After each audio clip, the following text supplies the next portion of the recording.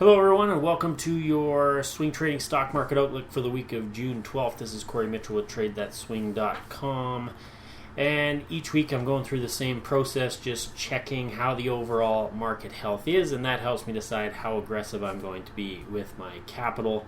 You can always find this article. It's usually on the first page of TradeThatSwing.com because I update this article each week with the outlook. And current watch list. The best swing trading stocks watch list is just a list of very recently strong stocks. And then I also run a weekly scan, usually looking for trades that are setting up right now based on specific patterns. I've been slacking on that a little bit. So I've just been flipping through some of the other regularly updated lists that I keep on the site. And for my own reference, the best performing ETFs, the best performing stocks, buy the dip stock list, long-term holds. All of these have stocks that are quality either for some fundamentals or because they've been performing strongly.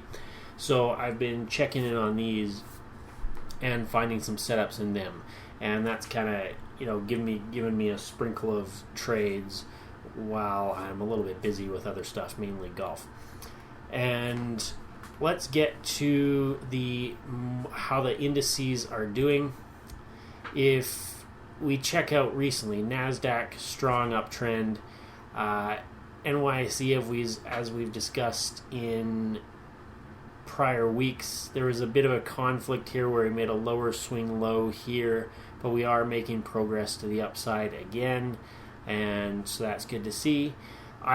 The Russell 2000, this is the IWM ETF, it was quite weak, hanging out near its lows, but it's at least broken up above this big range consolidation area, so at least it's moving up at the moment, and the S&P 500 also moving up for a number of months.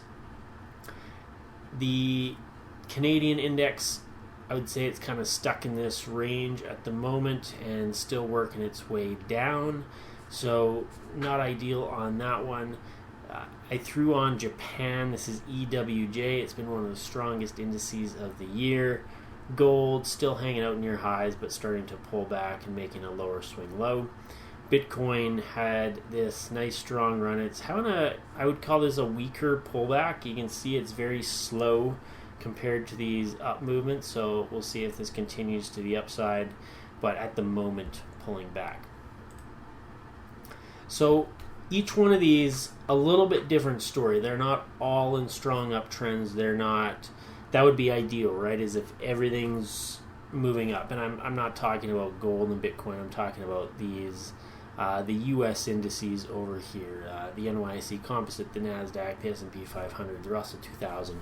If they're all in uptrends, everything's moving, it's going to be very easy to make money because pretty much everything's going up. So we're not quite in that scenario, but we do have everything's moving up. It's just some of the trends are a little bit in conflict. But overall, I'm willing to deploy capital in this environment because we do have a lot of stocks that are working. We have the NASDAQ that's working. We have the S&P 500 that's working. The NYSE Composite a little bit iffy. And the small caps, maybe not working quite as well, but even they've been moving up lately. So that gives me some confidence to put some money out there. Let's look at the health indicators.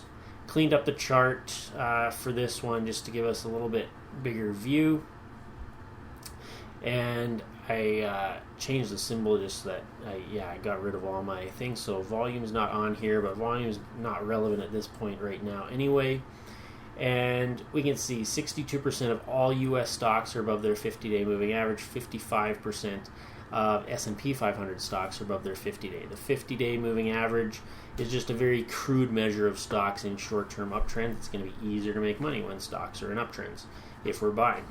So right now that is favorable, happy face, and this is also favorable. This is a rate of change. This is just how much in percentage terms the S&P is moving per day, and you can see when we're in a downtrend we have these really big daily drops, often a 2% drop a week or every couple weeks, and we have not been having that. So this is much more indicative of uptrending behavior, and that's been going on for quite a while now. So this is also a happy face. This is the NYSE advanced decline line, just how many stocks are advancing versus declining as a cumulative number. And this isn't quite ideal. You can see the S&P 500 has moved well above this level and this level, and the NYSE advanced decline line still kind of stuck, right? It's stuck below these lows, but it's very close. So we'd ideally want to see this moving up and above these old highs, just like the S&P, and that would help confirm additional upside and an overall uptrend.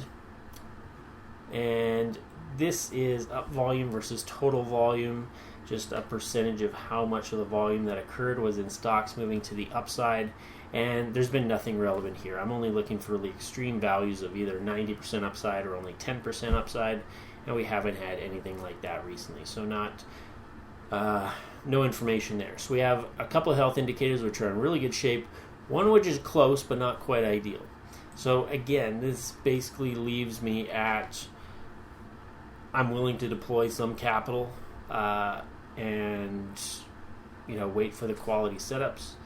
We know it's not ideal. We can't just be throwing money at the market and expect to make it. We do have to still be selective, but overall things are decent out there. Stocks sectors on the move.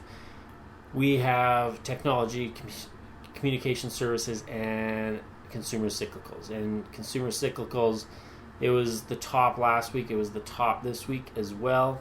And technology, consumer cyclicals, very strong over the last few months, the top performing sectors. So definitely an area to watch. They weren't quite as strong this past week. Everything else was. Utilities I don't usually really care about. So consumer cyclicals, definitely one to watch, coming on strong the last couple weeks. And I'm deploying some capital if I see them. I get fully loaded after conditions are good, not before. Conditions are good, but not ideal, so only deploying partial capital right now, not fully loaded up. But basically, we get fully loaded up as if conditions continue to do well, trades are working, then we're gonna have more setups, more capital out there. So as long as that keeps happening, then I'm willing to keep deploying capital. I also day trade and swing trade, and I passively invest. So if you're interested in any of these things, passive investing is just, it's on the back burner. You're not even thinking about it. Just put a little bit of money in there each month.